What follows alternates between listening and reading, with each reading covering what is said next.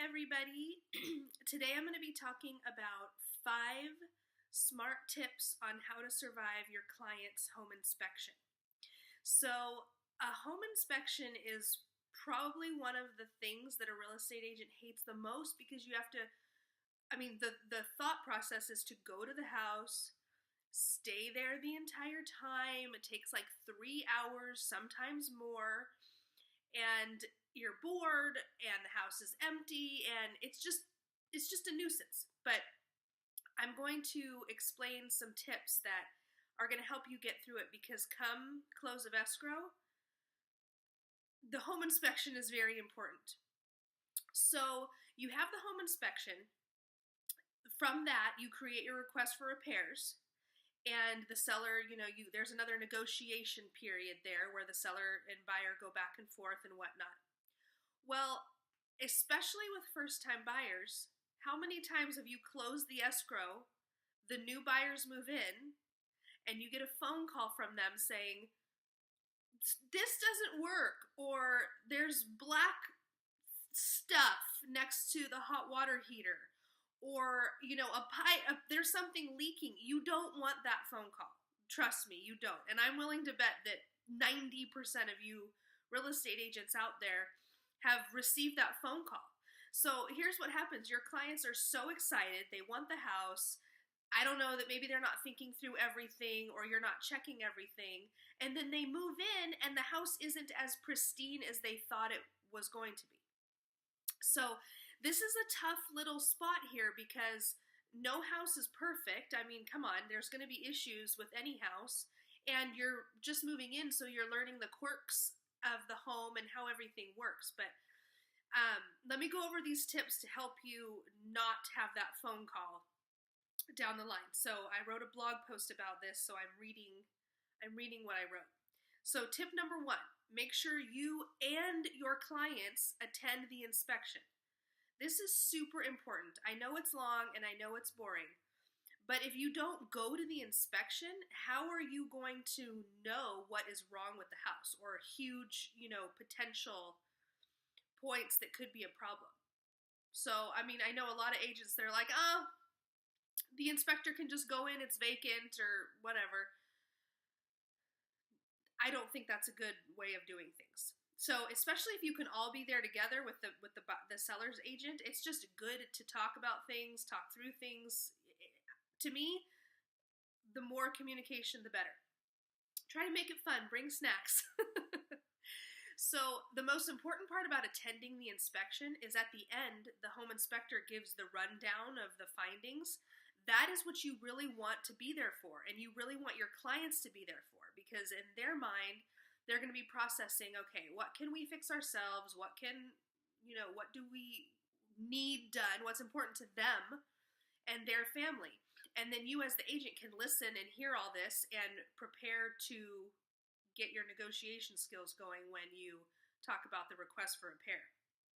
So I think it's super crucial for you to be there and for your clients to be there. You don't want to miss out on that, because then when they move in and they say, well, this isn't working. Well, that was brought up at the inspection. So that would be a good time to find that stuff out. Point number 2. I'm sure as a real estate agent, you have a great home inspector, or you have someone that you like to work with, or is affordable and available. I don't think you should refer home inspectors to your clients. I think they should do their own research, look at Yelp, ask friends and family, that kind of thing. Because let me tell you, if you refer them the home inspector and they have a problem with that person, or there was something wrong in the end, guess who they're going to be mad at? You. They're not going to be happy with you that you referred somebody that in their eyes now did not do a good job.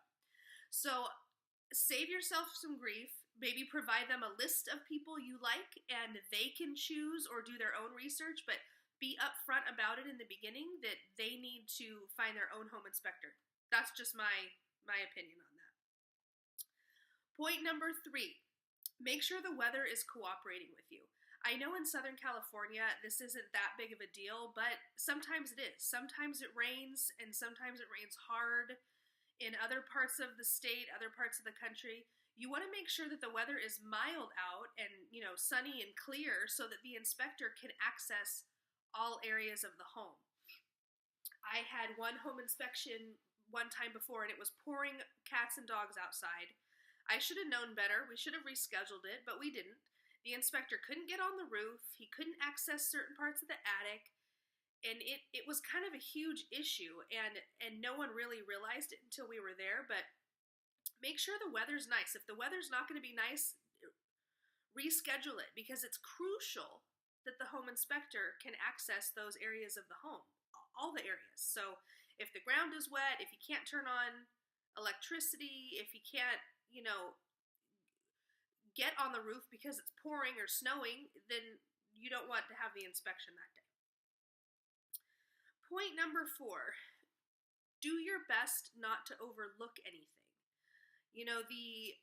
The dishwasher might be brand new, but the connections and all that might not be. So you don't want to just make assumptions that, there's a brand new fridge, so everything's working.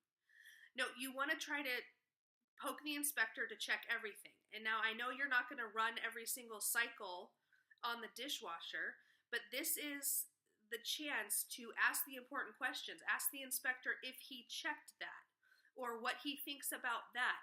Because when they close escrow and they call you saying the dishwasher's overflowing, what do I do? Because they're probably going to call you as their real estate agent. You want to have all of the knowledge that you can. You want to say, hey, I know the inspector checked that. Let's contact home warranty. Oh, I know. You want to be sure. You want to have an understanding of all of those appliances that are in the house. And my last note, take any notes and jot down any questions you have for the sellers and the seller's agent. This is something that I don't see a lot of agents doing.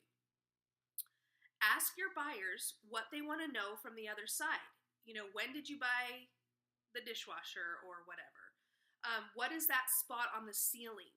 Can you explain why this gate is leaning and this wall isn't? It could be a very simple answer. Oh, the sprinklers hit there and it weakens the wood or something like that.